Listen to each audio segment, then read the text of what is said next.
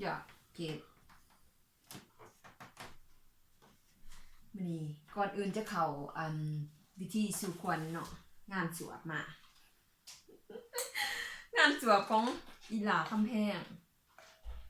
คือเกิดอยากเมนูอาหาร จะแนะนำนิดนึงจะขอแนะนำนิดนึงเนาะเจล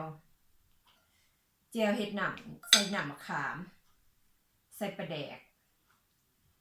โอ้ยเองก็กินเองเลยก่อนอื่นขอแนะนำ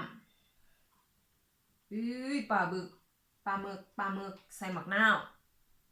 เห็นบ่พี่น้องเห็นบ่มันจะเมือดมั่วเนาะน้อยนึงเนาะขออนุญาตบัดคำด้วยถามว่าเห็นเนี่ยปลาหมึกใส่หมักนาวข้าวเหนียวหนึ่งเสียหัวเฮ้ยค่อยๆข้าพเจ้าขออนุญาตค่อยๆผักสลัดผักบัวหญ้าผักหอมป้อมผักหอมป่นไงบ้านเฮาเอิ้นผักหอมป่นเนาะก่อนอื่นข่อยสิขออนุญาตก่อนเด้อพี่น้องเด้อข่อยหิวแห้งงานสวดมากมื้อนี้ขออนุญาตบัดคำน้ำมันหมูทามือนิดนึงพอขี้ตานี่แหละลงมือก่อนเด้อสิว่าสันว่าสีเด้อกินก่อนเด้อมากินน้ำกันขอสิกินมื้อนี้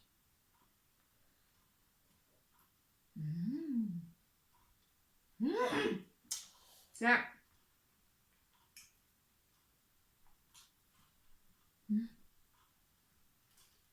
ผักสลัด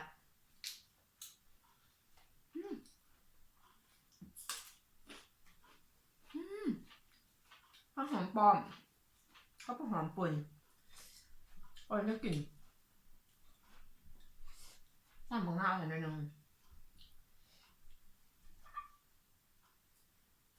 และหมักแตง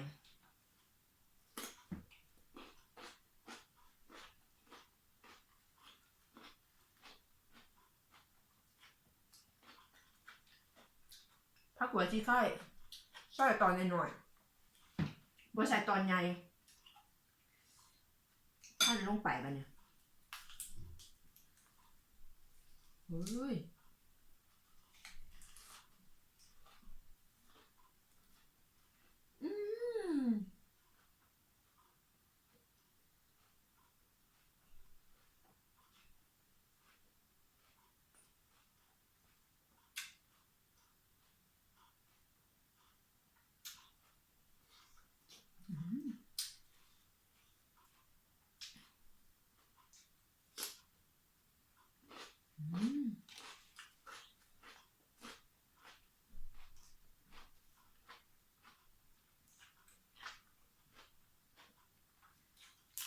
สลัดบัวผักบัวต้นใหญ่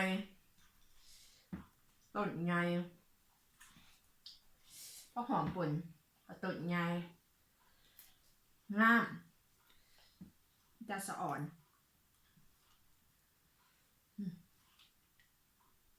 เลือกว่าสุกบันไดตักเจลใส่ไป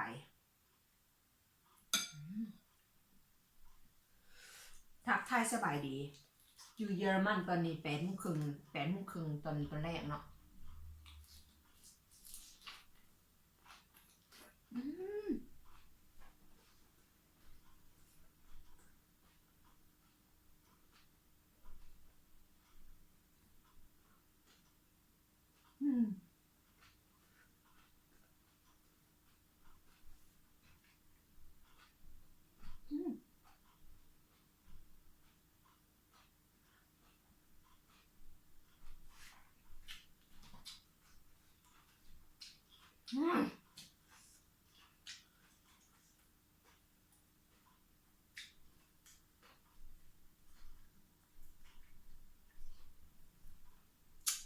กินข้าวใหญ่ไรก็ทรมานเนาะเว้ยปังหน่อยนึง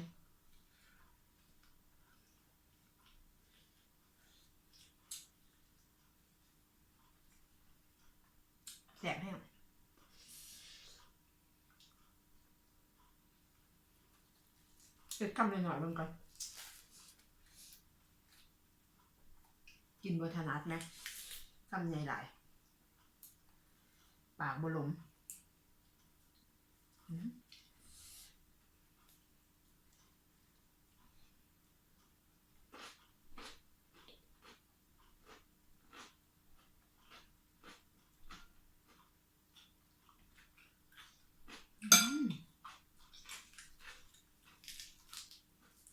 เบิ่งตอนข้ามบนใหญ่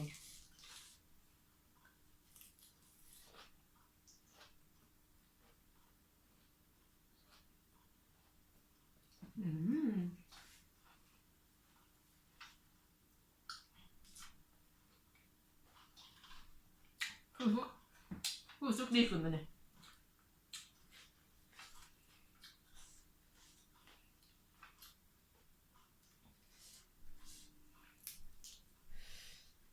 แซ่บผักหอมป่นผักหอมปอมผักบัว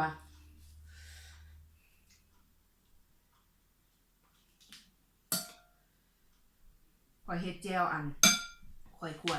น้ำมะขามข่อยขัวมะเผ็ดข่อยขัวผักเทียม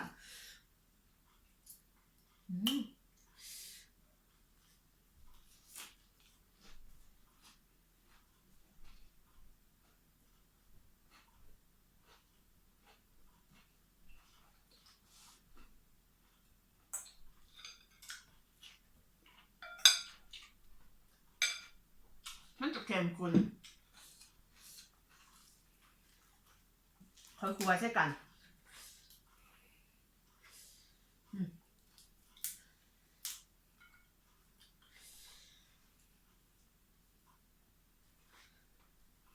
ปลามักแตง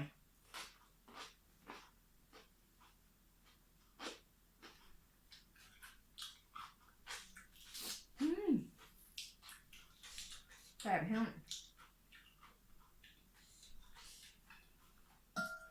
ข่อยขัวเลยข่อยกระข้นข้นไปข้นมากเอาปลาแดกเทลงมาเนี่ยแล้วก็มาตำ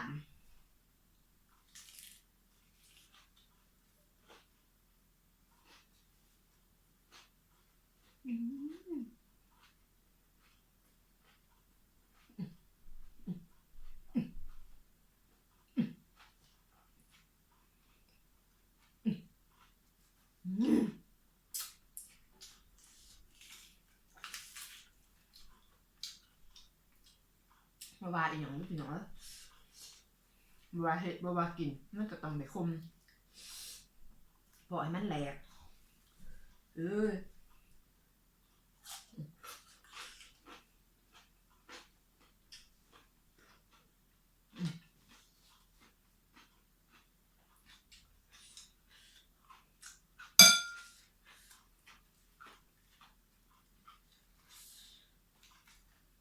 หัวจีไข่ปาดนิดหน่อยเพื่อบวข้าวมันจีข้าวเดียวหมด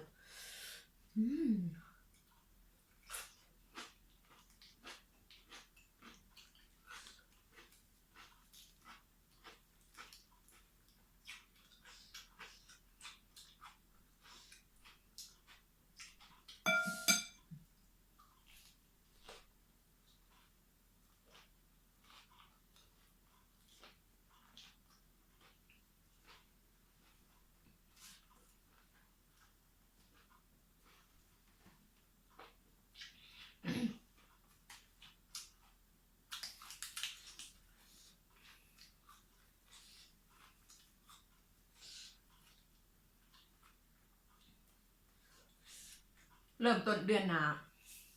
ของการข้าพเจ้าเริ่มซักวัคซีน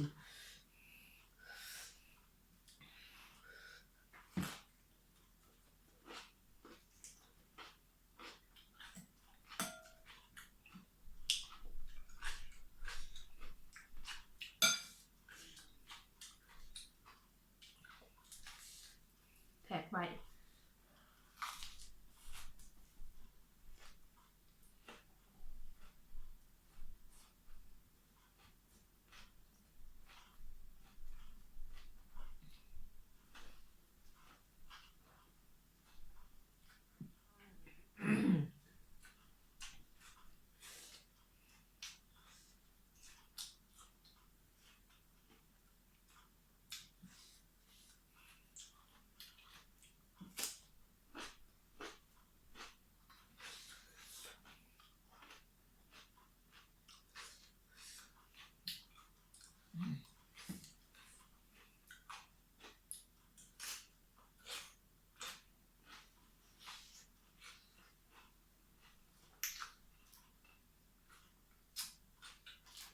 งามกิน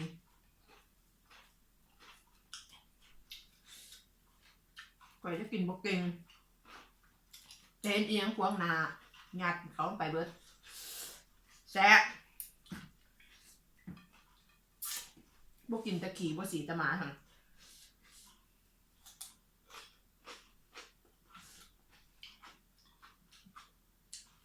ยังกายตางัดเบิดหมายพลาดอุปกรณ์บ่ย่าง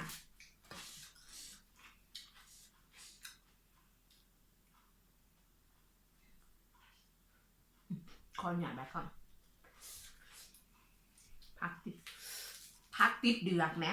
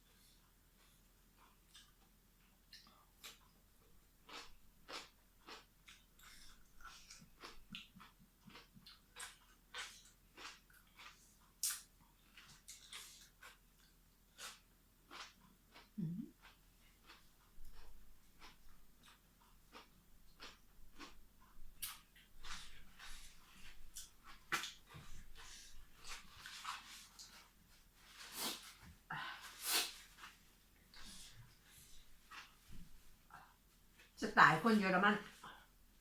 ทาทิชชู่เซ็ตจมูกเซ็ตอีหยังดังๆเลยเราจะสั่งเนาะเขาจะยัดใส่ถุงเด้อพี่น้องเด้อถ้าเห็นเพิ่นสั่งออกมาสามารถบอกบ่ได้เพราะว่าประเพณีบ้านเพิ่นแบบนั้นเด้อ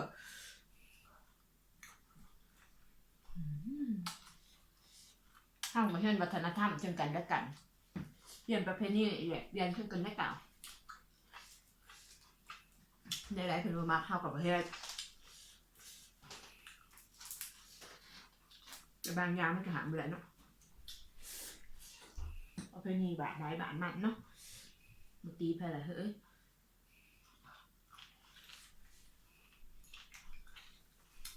บ้านเพิ่น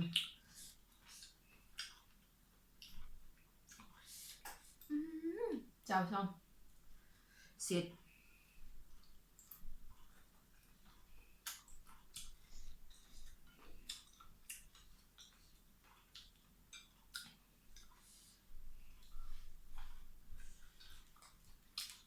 พันบ่ทันตัวนึงคือว่าแสนแห้งคุยอีกแล้วมัน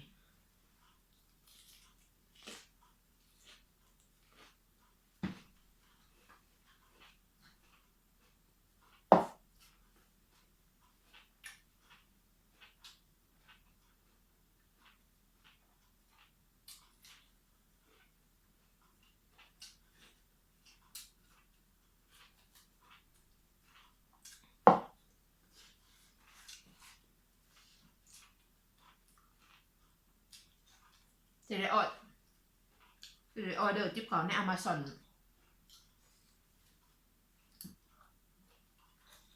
หารขา Amazon บริการดีไหมโอ้ทุกอย่าง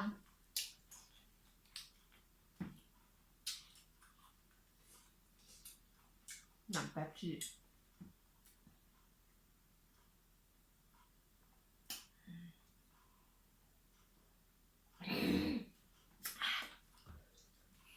ลุยต่อมันบ่เบิดบ่จบกันเลย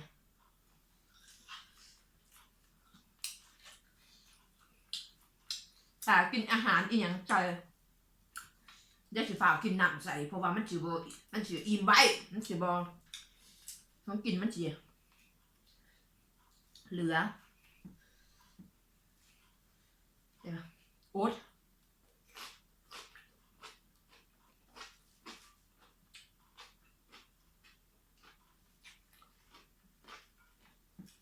พยายามอด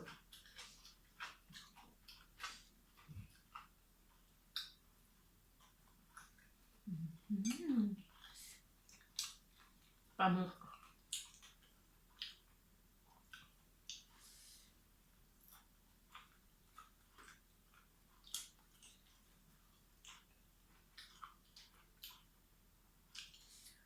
แพ็คหนึ่ง8 ออยแพ็คหนึ่ง80,0008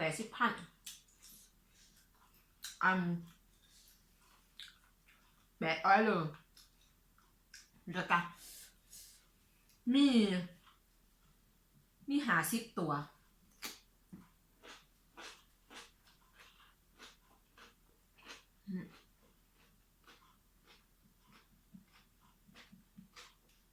นู่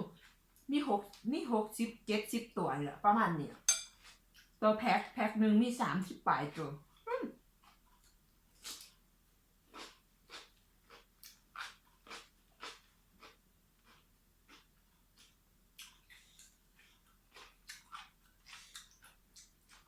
ซื้ออยู่ห่างนะอยู่บ้านเท่ากับว่าเทียนทันเนาะอยู่บ้านเท่า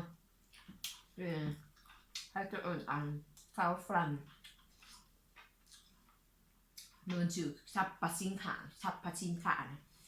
ข้าวฟรันบนสื่อเครื่อง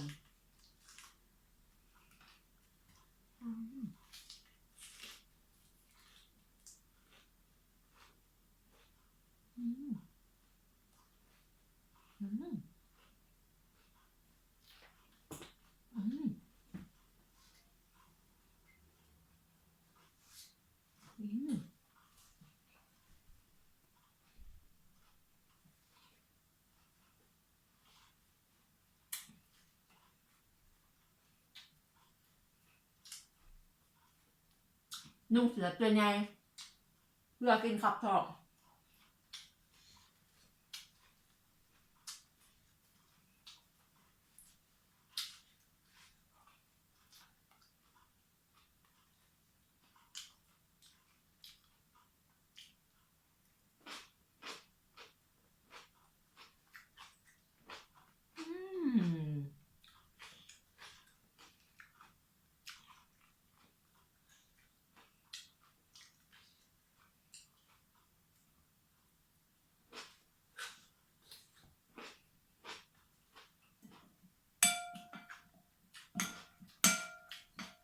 เจียว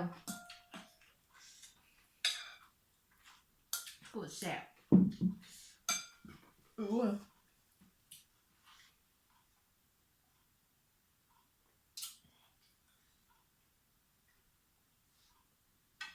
ปลาหมึก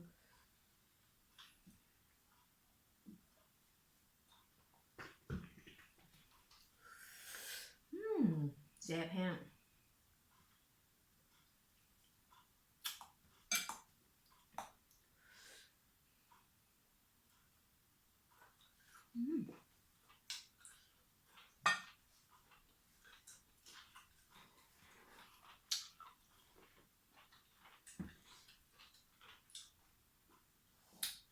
น่าจะเข้า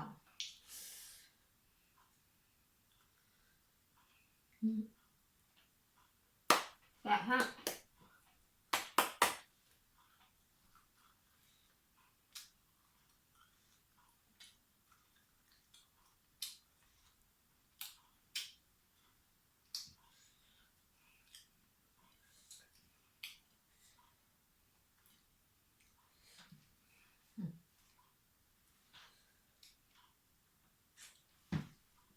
บ่เห็น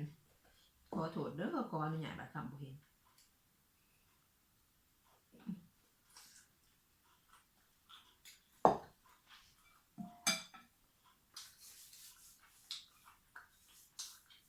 ความยากผ้าจากมัน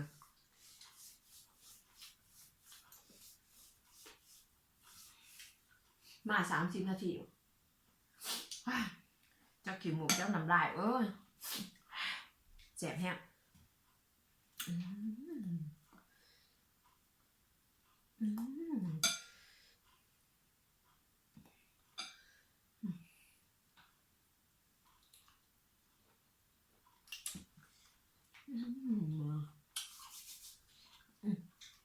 ยาย